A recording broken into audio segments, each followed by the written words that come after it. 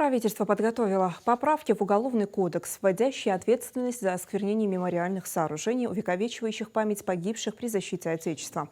В настоящий момент в законодательстве отсутствует уголовная ответственность за осквернение предметов, не являющихся символами воинской славы России и объектами захоронения. В пояснительной записке отмечается, что с февраля 2022 года в России зафиксировано более 370 фактов осквернения воинских захоронений и иных объектов, увековечивающих память погибших при защите Отечества, которые не получили должной уголовно-правовой оценки.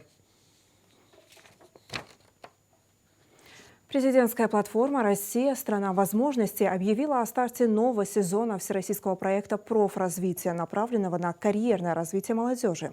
В третьем сезоне для молодежи будет доступна обновленная программа стажировок в ведущих компаниях страны, посещение обучающих курсов, карьерные мероприятия, а также поддержка на всех этапах – от создания резюме до выхода на рынок труда.